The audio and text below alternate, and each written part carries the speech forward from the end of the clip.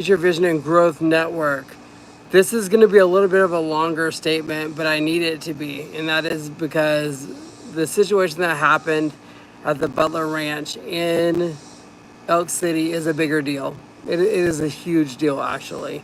But I want to explain my background in that area, my background with that part of the state, so that you understand that I have a deeply vested interest in that part of the state and kind of the industry that they're in. And that is, I grew up in Altus, Oklahoma, went to school in Weatherford, Oklahoma.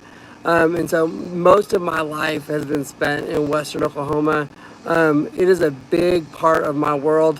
When I felt comfortable, the most comfortable, I was around horse people. I was around ranchers. When I came to Oklahoma City, the first thing that I would do is I would go to the rodeo and go to the fairgrounds and watch people from Western Oklahoma, because I heard the voice, I heard the way that people were, I heard the way they handled each other, and it made sense to me. I would go to 4th of July in Yukon because it was the most western part of the city, and it was like Western Oklahoma to me. So it meant a lot. The idea that, you say what you mean what you say, and you shake each other's hand, and that's the deal that's done, is the way I grew up. It's the place I was. The Beutler family also has been involved with Southwestern Oklahoma State University. They've invested in that school, and of course that I'm an alma mater from there. I'm an alumni from there. So that also is important to me. And just the idea of ranching in Oklahoma and rodeo in Oklahoma is a huge deal, because my wife and I love rodeos. We've been going to rodeos for a long time, and I always knew that when a Beutler and Gaylord bull was coming, it was going to be amazing.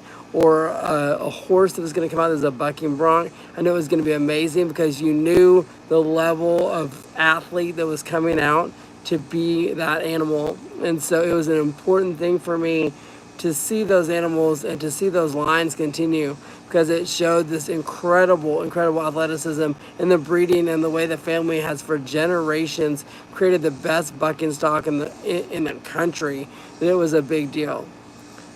So when you lose 70 animals, at least, that is a lot. And for those of you that are not in the horse industry, it's not only the animal itself, it's the fact that they were breeding, and that you could sell their semen, and you could sell their kids and all that. So it is like exponentially worse than even what's on paper. It's not only losing the horse, because the horse is an important part of it too, but it's losing their lineage and losing their children and losing the people. I mean, which is absolutely catastrophic. It can be.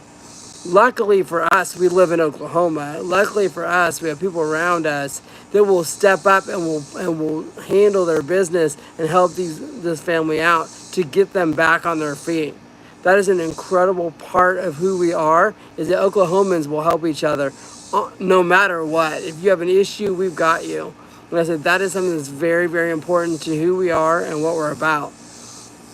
So that's my statement on that. This is catastrophic. I have nothing but prayers and hope for the Beutler family, and I want them to know that it is an incredible time, and they are an incredible family, and we are deeply indebted to the legacy that they've set, not only for Oklahoma, but in ranching and in rodeo across the country. So it is a big, big deal when they lose 70 horses due to a feed problem. Now, let me get into the nitty-gritty a little bit. This is a major issue that needs to be addressed. We've got to stop getting contaminated feed, number one. We've got to stop getting contaminated soils, number two. And we've got to figure out how we're going to make that happen. So it is a big deal for me that this is an important part of who we are in Oklahoma. So if it means that we've got to raise our own feed, that's fine. If it means we need to go to regenerative ag, that's fine. I said, but we've got to figure out how to get the proper feed to the proper animals so that they don't end up dying. We've got to make sure that we don't have contaminated soils. We've got to make sure that we have not flocks of birds that are getting avian bird flu, so that everything is going up and down. And some of that we can control. The way we control that is by shopping with your local farmer, by shopping with your local rancher, by knowing where your food comes from and what they're doing to that food. It is an important part of our food security and our food ecosystem to work with farmers and ranchers and make sure that we know where their feed is coming from and what's happening. That is an important part too, is we need to know who is growing that and what's in it.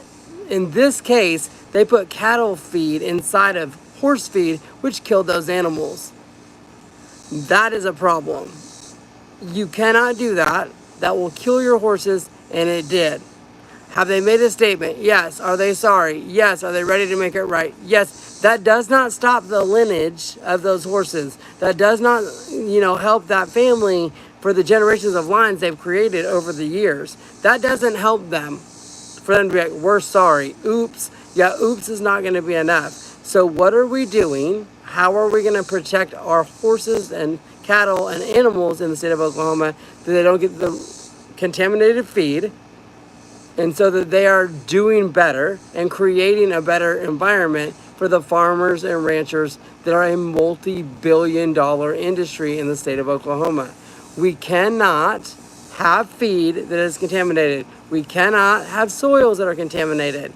We also, though, need to look at our farm practices and create the best situation for the animals that are there. Are we adding too much stuff to our soil that the soil is depleting itself? That we are relying on feed, we're relying on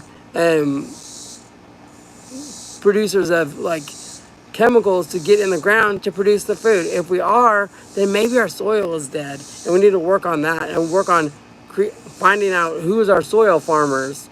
Look at the Noble Research Center. They're doing incredible things on regenerative ag down at Ardmore.